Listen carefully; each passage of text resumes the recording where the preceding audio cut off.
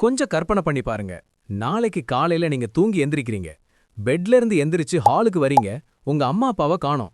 சரின்னு வெளிய வந்து பார்த்தா ரோட்ல ஒரு மனுஷன் கூட இல்ல. பக்கத்து வீட்டுக்காரங்க இல்ல, பால்காரர் வரல, நியூஸ் பேப்பர் போடல. ஃபோன் எடுத்து கால் பண்ணா சிக்னல் இல்ல, இன்டர்நெட் வேலை செய்யல. நீங்க மட்டும்தான்.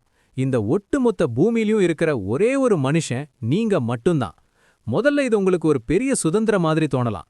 யாருமே உங்களை கேள்வி கேட்க மாட்டாங்க, டிராஃபிக் இருக்காது, ஆஃபீஸ் இருக்காது, ஸ்கூல் இருக்காது. ஆனா இது நிஜமாவே ஒரு ஜாலியான விஷயமா?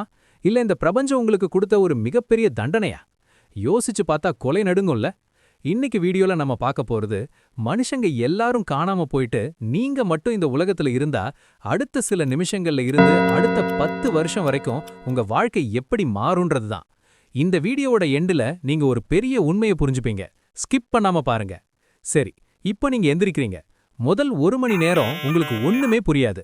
ஏதோ ஒரு பிராங்க் ஷோ நடக்குதோன்னு கூட நினைப்பீங்க. ஆனா மெதுவா அந்த அமைதி உங்களை பயமுறுத்த ஆரம்பிக்கும். இப்போதைக்கு ஆட்டோமேட்டிக் சிஸ்டம் மூலமா கரண்ட் வேலை செய்யும். சோ வீட்ல லைட் எரியும், ஃபேன் ஓடும். ஆனா டிவியை போட்டா எந்த சேனல்லையும் யாரும் பேச மாட்டாங்க.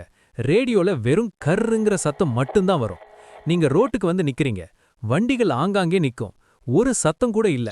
பறவைகளோட சத்தம் மட்டும்தான் கேட்கும். நீங்க யாருக்காவது கால் பண்ண ட்ரை பண்ணுவீங்க. ஆனா அங்கதான் ஒரு ஷாக். ஃபோன்ல சிக்னல் இருக்காது. ஏன்னா டெலிகாம் ஆஃபீஸ்ல யாருமே இல்ல. இப்போ உங்களுக்குள்ள ஒரு லேசான பயம் ஸ்டார்ட் ஆகும். உலகத்துல இருக்கிற 800 கோடி மக்களும் எங்க போனாங்க?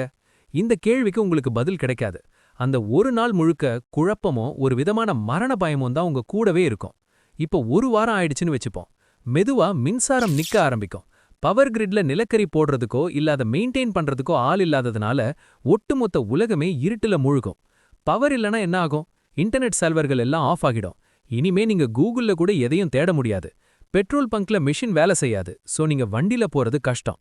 இங்க தான் இன்னொரு சுவாரஸ்யமான விஷயம் நடக்கும். மனுஷங்களோட சத்தம் அடங்குன உடனே காடுகள்ல இருக்கிற விலங்குகள் மெதுவா சிட்டிக்குள்ள வர ஆரம்பிக்கும். நீங்க ரோட்ல நடந்து போகும்போது ஒரு மானையோ இல்ல சிங்கம் புலியையோ கூட பார்க்க நேரிடலாம்.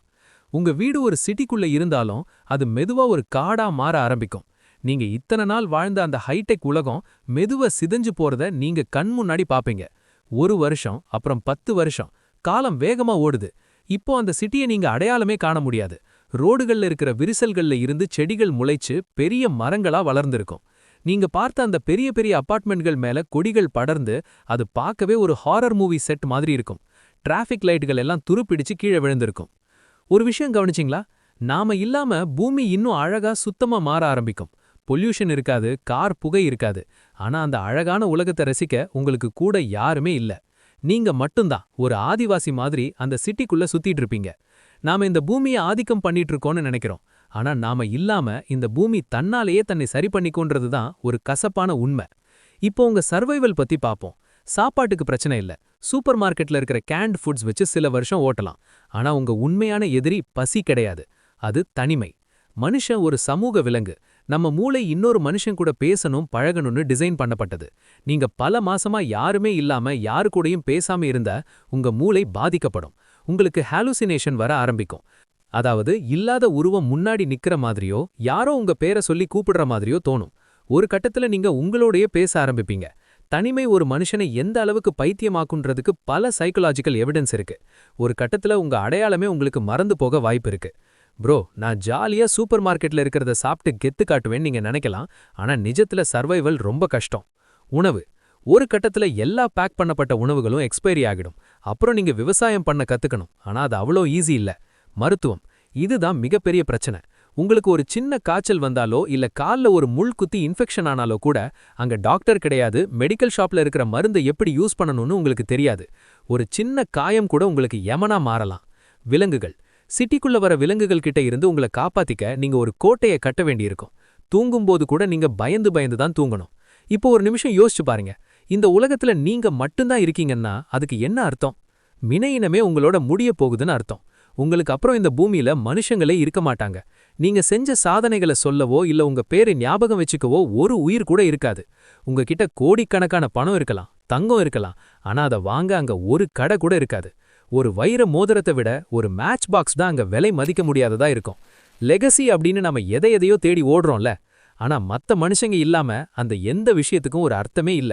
நீங்க தான் இந்த உலகத்தோட கடைசி மனுஷன்னா அந்த நிமிஷத்துல நீங்க ஒரு ராஜா கிடையாது, ஒரு கைதி. கடைசியா பார்த்தா நாம எப்பவும் தனிமையா இருக்கணும், இந்த உலகம் வேண்டாம் அப்படின்னு அழுத்துப்போம். ஆனா நிஜத்துல இந்த உலகத்தை அழகாக்குறது நம்ம கூட இருக்கிற மனுஷங்க தான்.